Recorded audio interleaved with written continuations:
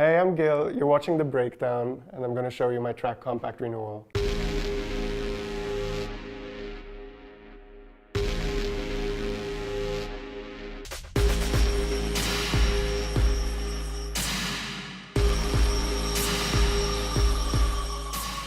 So, I grew up in Switzerland, and I've been doing music for a longer time, and I played in a couple of bands. And then I studied music, I studied composition, and right after that I moved to Berlin, just because I felt like I needed to get out of Switzerland and sort of see something new and connect to people that do something similar and have that exchange. And I found that in Berlin really well. Generally, I'm kind of interested in things that sound and feel ambiguous to me. So I like using something that has this dark connotation and sort of has something even violent or brutal to it, but kind of find beauty in it. The track I'm breaking down today is Compact Renewal, and I did something there that I haven't really done before, which is to use old material and reuse that.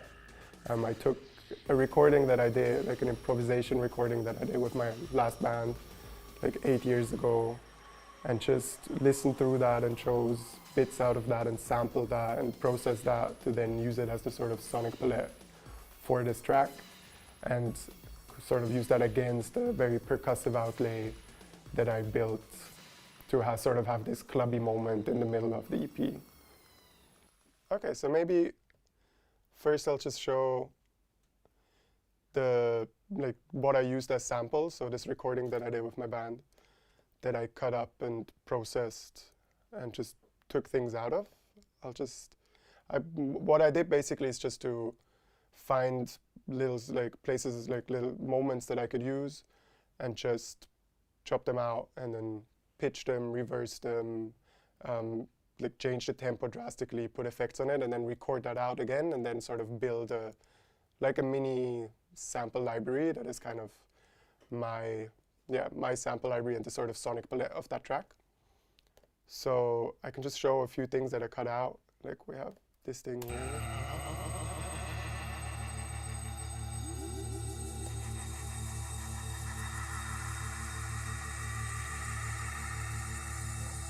So that is actually in the track just as it is in this moment here. Just with a filter and some, no, the distortion isn't even on here. So just a filter and then just some layers that I added to that with different parts or different segments that I also cut in there. So I added this thing here.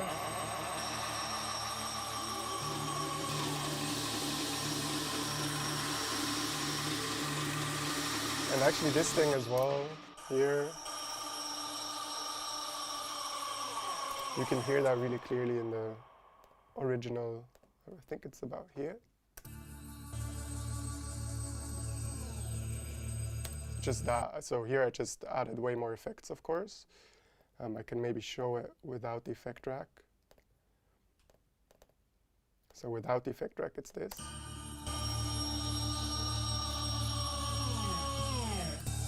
And with the effect track,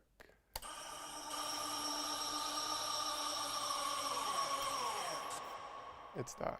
So it's just, I just often just add a bunch of effects and kind of try them out, and something that's also really helpful to do is just to change the order of effects, because that really changes how it sounds, and just play around with that until I get a result that I like, basically. So I just found these sort of loops that I could use and that I liked, and then started building the track really with the drums, because it was going to be a percussive track and I wanted it to be a percussive track. And with percussive tracks, generally I start building the drums and build the rest on top of it. So what I did here is I have this one sample that I kept as a sort of marker that comes every 2 bars that keeps repeating. It's this thing.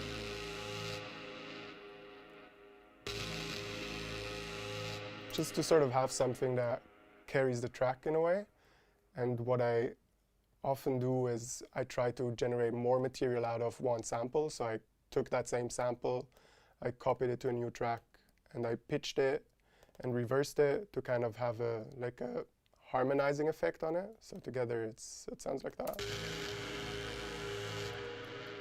So this thing here. And that just kind of carries the track for me. It comes from the very beginning, starts with that, and it keeps going through the drummy parts.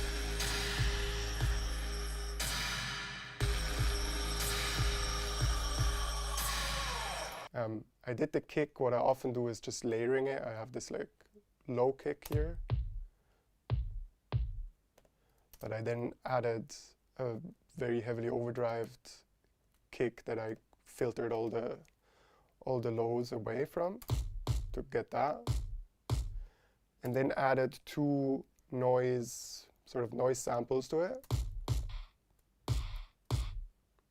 that have a short and a longer sample that kind of gets the whole kick a bit moving, I think, or breathing a bit more.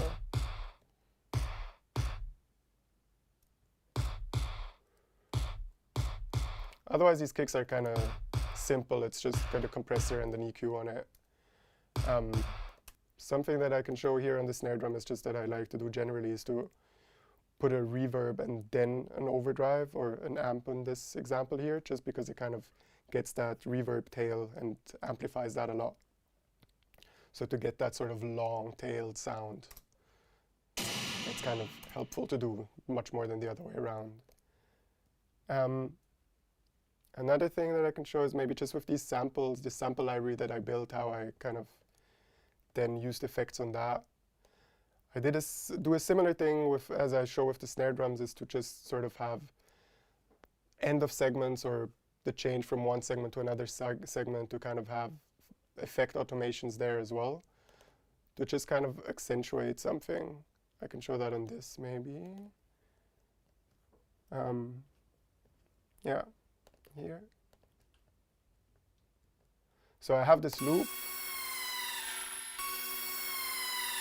and then at the end of the loop, before it goes into another part, it does.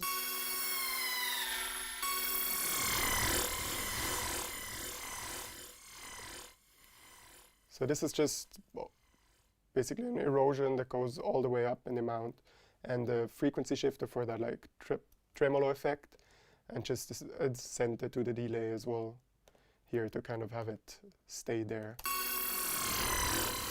with this tail for a while. Frequency shifter is actually like an effect that I've used quite a bit on that.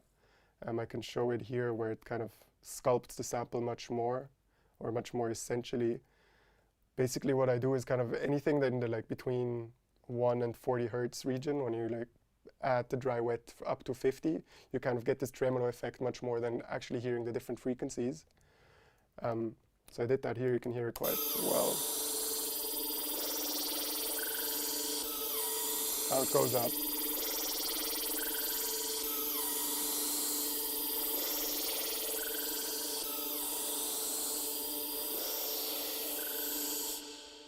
And on top of that, just added a panning that kind of sculpts the whole sample and reverbed it out with a send as well in the end. Maybe I'll show that together with everything.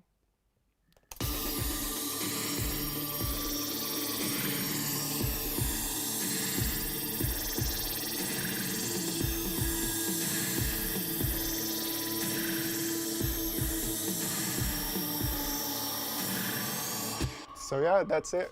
Thank you very much for hanging with me in the studio today. And you can check Compact Renewal on Das Nor's SoundCloud. Enjoy.